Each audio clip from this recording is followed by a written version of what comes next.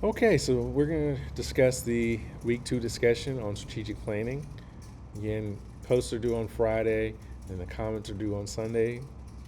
So we're going to go over chapter 14 and we're going to be taking what you've learned in chapter 14 on strategic planning and you're going to go out and select a strategic plan from a college and you're going to kind of review these various components. So you'll talk about the mission, vision, and values of that college.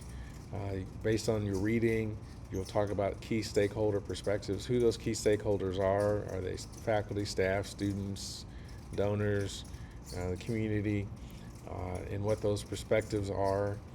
Um, you'll also review a environmental scan or SWOT analysis, strengths, weaknesses, opportunities, and threats, and any benchmarking that they've done.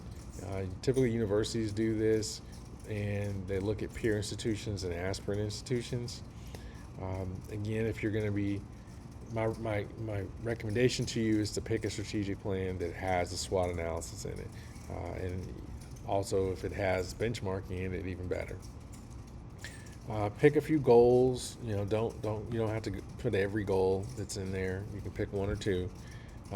Again, strategies, priorities, action plans. Pick a couple of those, and on both of those sections, if someone else has already used that strategic plan, just don't use the same goals and strategies, etc., that the other person did.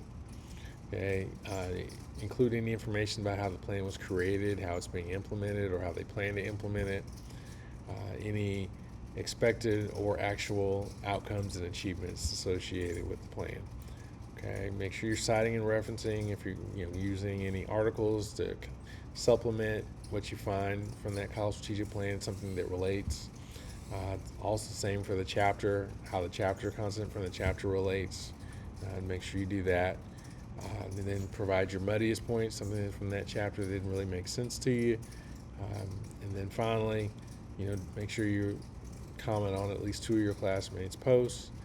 Again, post by Friday, comments by Sunday, and provide a resource that might help one of your classmates better understand their muddiest point. Because you might understand it and you might have a way of explaining it that makes more sense to them. And if you have any resources that would help, be sure to share those. Again, if you disagree, you know, be respectful. Some ways that you can communicate examples here, like I hadn't considered that. On the other hand, however, have you considered? I agree with you that such and such. So just be respectful. All right. Well, if you have any questions, let me know in the Canvas inbox, and let's get started.